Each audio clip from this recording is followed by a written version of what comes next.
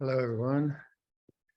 It's a beautiful, gorgeous day here on Prior, Galilee.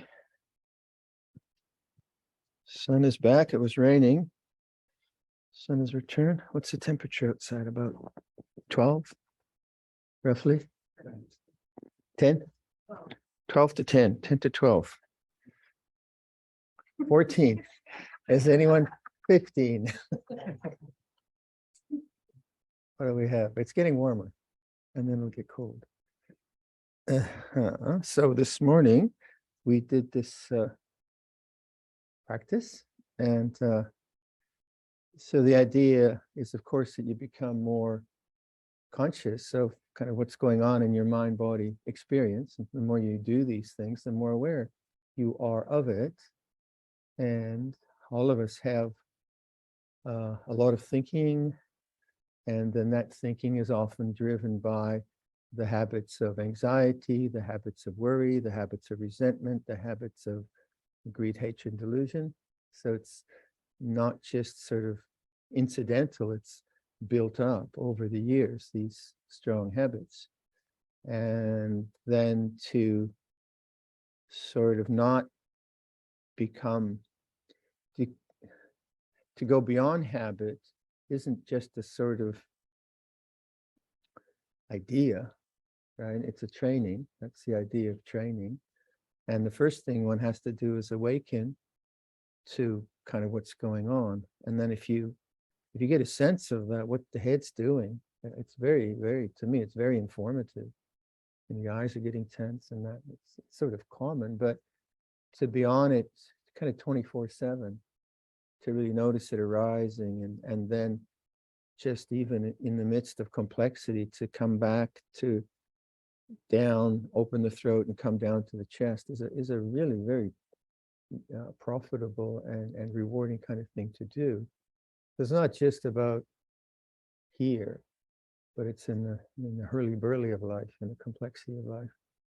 And then if you want to add to that, then the practices of, say, metta bhavana, by using the emotional memory of a person you love is very easy to do as well. So the way I like to do it, so I become conscious of the body, become conscious of this area, allow that to be conscious, and then feel the in-breath, out-breath. And then on the in-breath, I imagine, and in my imagining, I'm not very good at visualizing things. I'm better at conceptualizing, but concept or imagination, I still have emotions.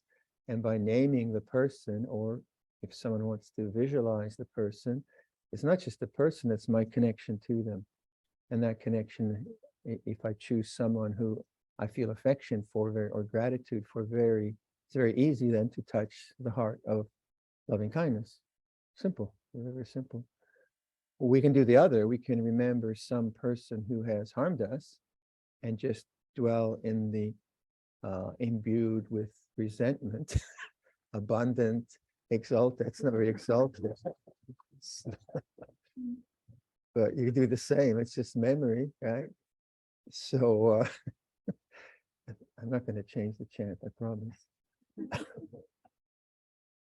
And 1/4 of resentment, second quarter of horrible. And yet you can see it happening.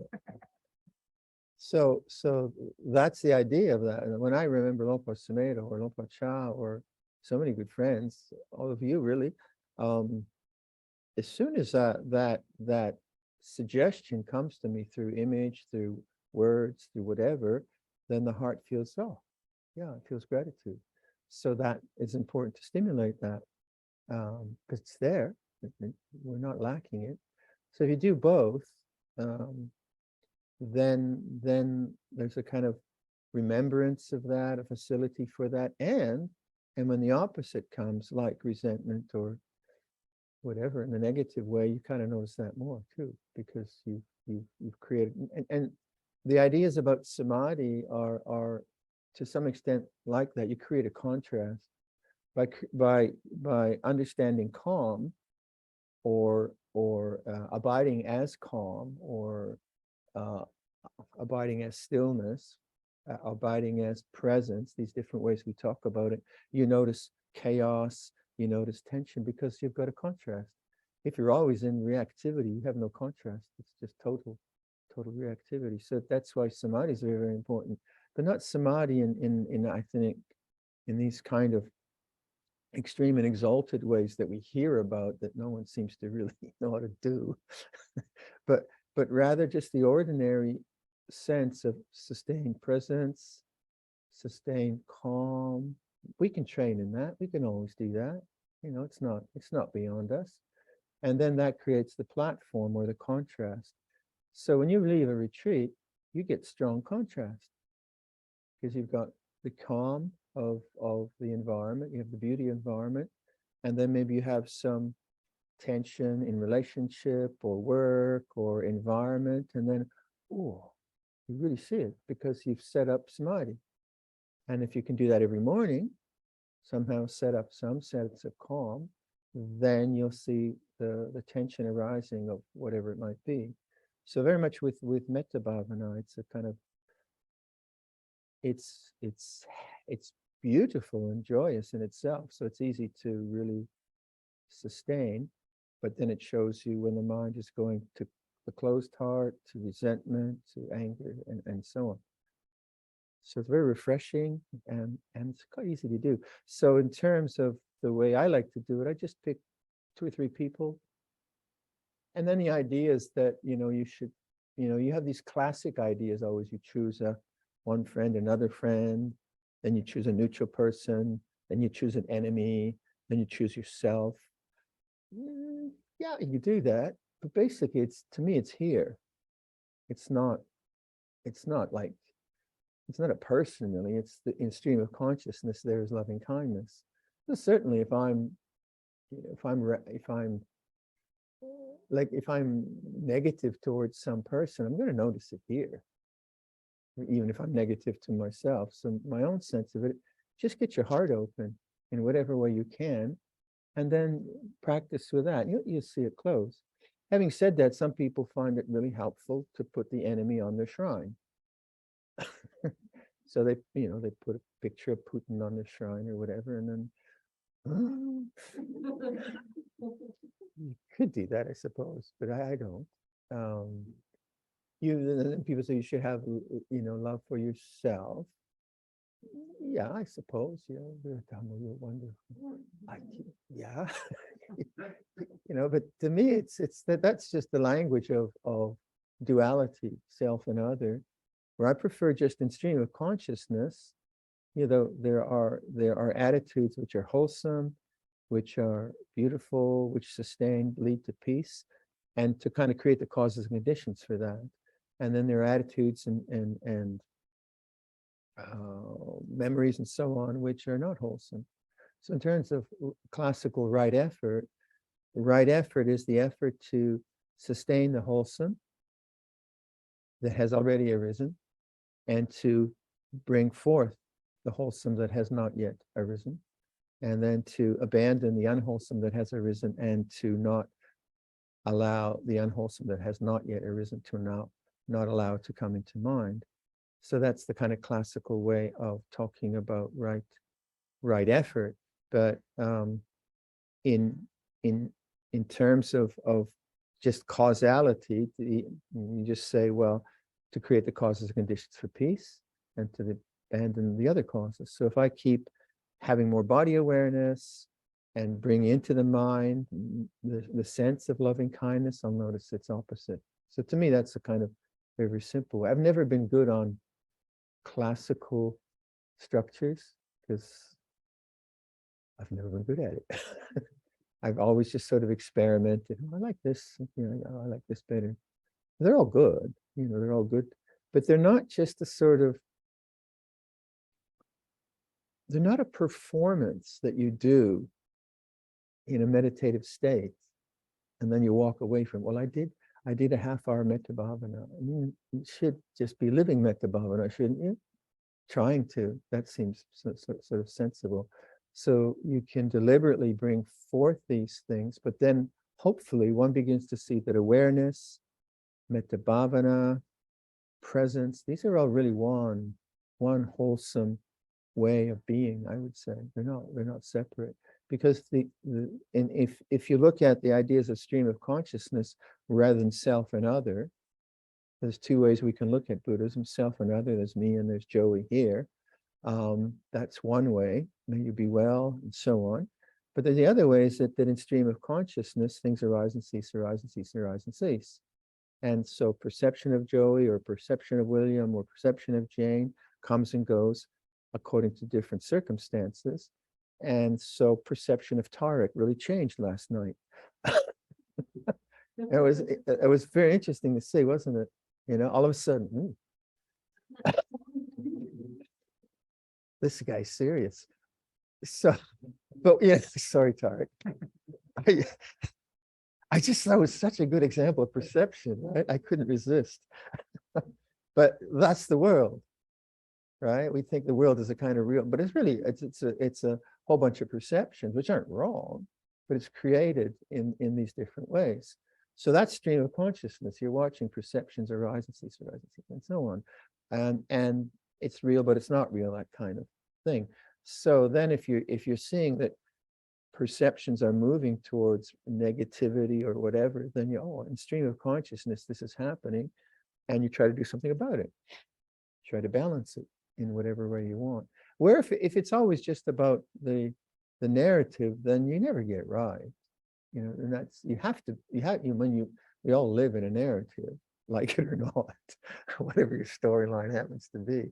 But always fixing it at that level is quite often difficult. But if you get it right at this level, then your response to life is the best it can be. And and the response is not predetermined. It depends on situation and context. So how do you be prepared for life? I say, yes, certainly do your homework in that, but prepare by being here and then respond from there. And you probably give it the best shot it can be. Whereas the mind, which is always trying to figure out all the complexities of life, quite often is a mind of worry, a mind of excessive planning, a mind of control, those kinds of things. Having said that, there is a place for planning. It's not like we're all hippies now. There is a place for that. So maybe we could do that meditation of the heart, and so I would do it the way you like, but just bring up. I wouldn't bring up a negative person for the time being, right? Just work, like get it rolling for a few years first. You get it nice and open and relaxed, and then work on a negative person once the heart really, you know, get a feeling for that, because the negative person is not really a person. It's a memory. It's a perception that comes in, and then the heart clinches around it, and that's what you want to see in stream of consciousness. That's what you really want to notice. So kind of before you go to those programs of trying to rectify the conflicts, get a good strong feeling of where it is in the body, and how to remember that as a perception. So I would say just bring up beings who you can relate to with affection but not worry. So if I'm bringing up someone and then my mind just goes to worry, then yeah, but then you got to be careful not to go to worry, right? So that's like, you know, if you're thinking of your folks, say, mom, dad, oh, mom, dad. You know, so you want to make it a meditative suggestion that really eases the heart, kind of get really, really good at that. That makes sense? Yeah? Shall we try some of that?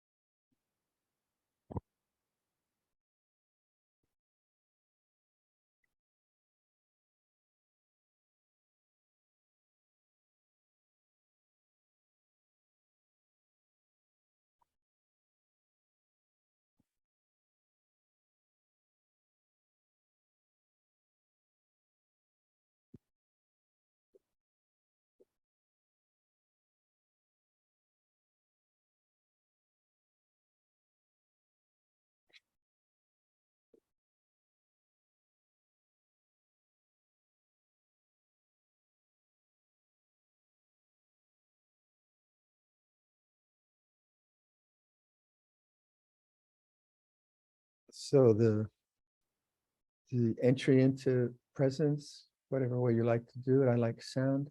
So listen to sound.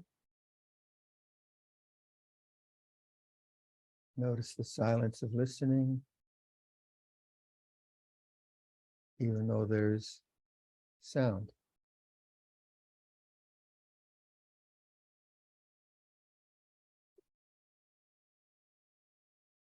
So just the language of non-desire, non-becoming, non-resistance. It's like this. These are helpful suggestions for right effort.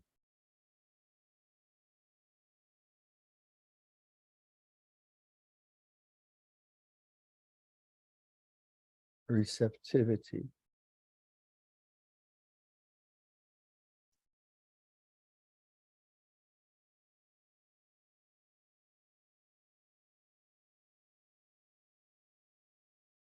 Feel your head as a mass of sensations. So let the feelings in the head, the sensations in the head, become conscious. So waiting.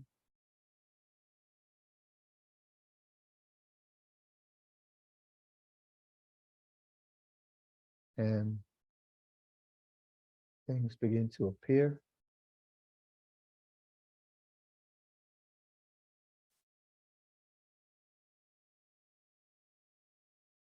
And notice when you just allow sensations to become conscious, your shoulders usually just drop, just naturally.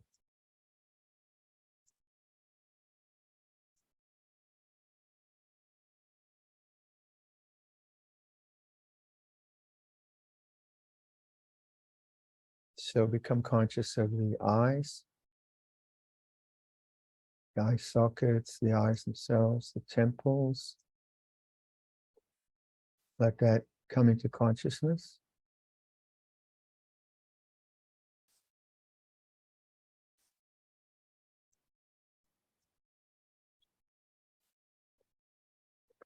And the eyes are in awareness. The head is in awareness.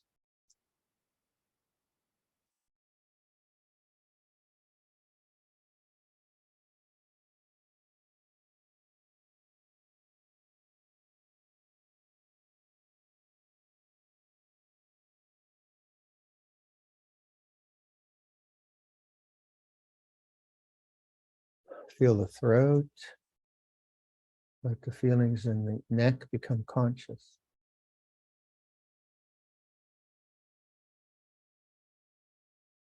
The throat, base of the throat, base of the neck.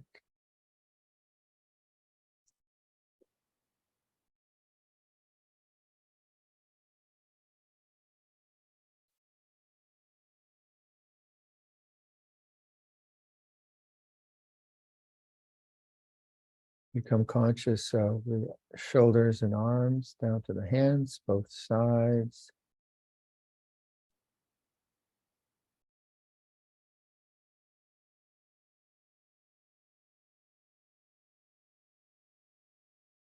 And then move to the chest area. Become conscious of the chest.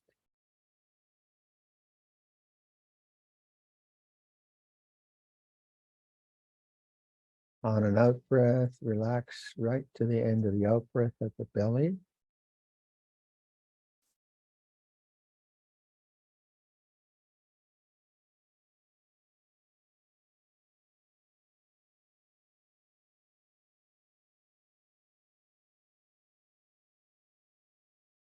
And return to the chest. Feel the in and out breath. So notice the chest rising with the in-breath. And letting go the out-breath. Non-becoming, not trying to get anywhere with this. Welcoming the in-breath. Letting go in the out-breath.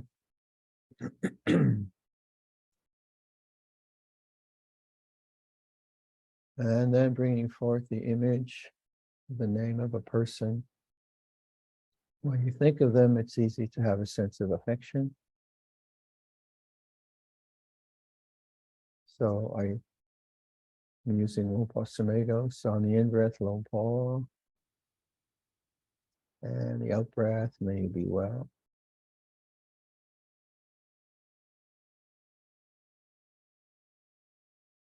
So it's not a discursive kind of thing where I'm remembering some experience with Luang Sumedo or him as a person. It's just that heart connection that his name elicits in me. So like a heart memory, very easy. It's not really about thought, it's about the heart. Luang, may you be well. And do it for a while with one person, a second, a third. Cycle through. And then let go of the naming. Just the heart open with kindness. And then if you get all caught up in thought, go to the head. Relax, go down, feel the heart, bring the person in. You'll be very deliberate in these things. It helps because they're step by step, grounds you.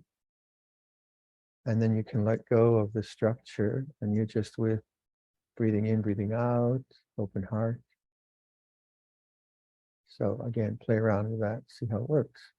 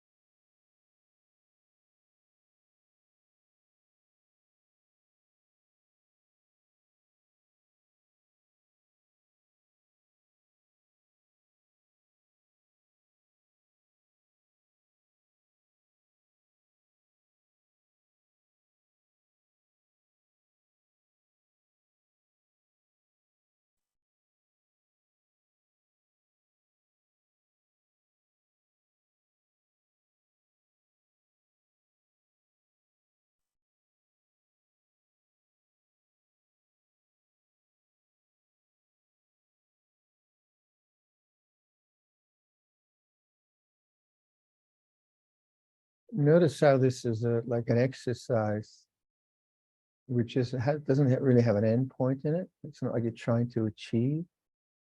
You're just doing it for the sake of doing it. Let the results take care of themselves. So this is the idea of creating the causes and conditions for wholesomeness. They'll take care of themselves.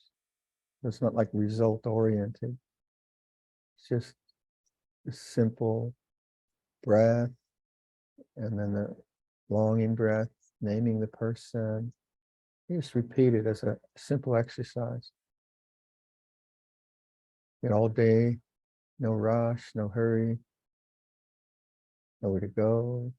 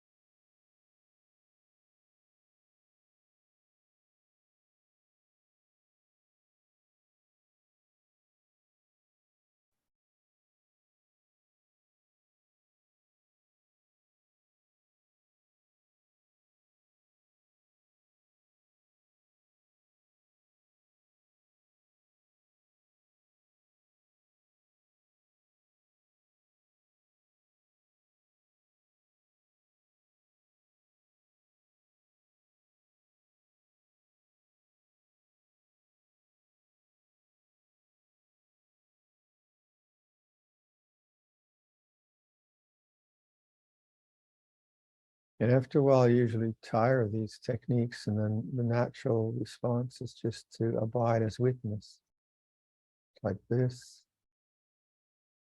That's the background, the silence.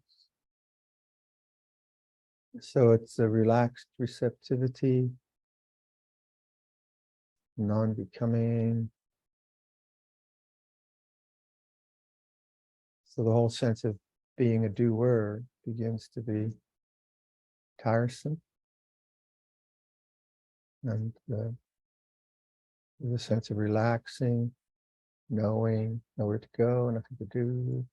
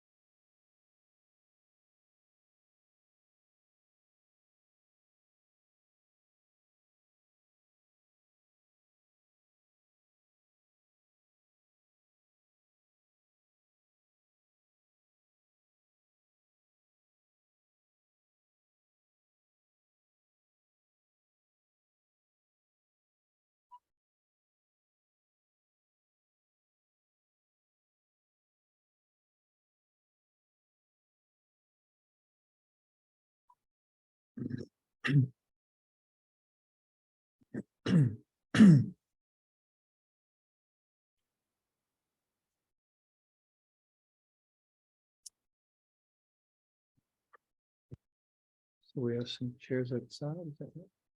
So the first group we could meet outside.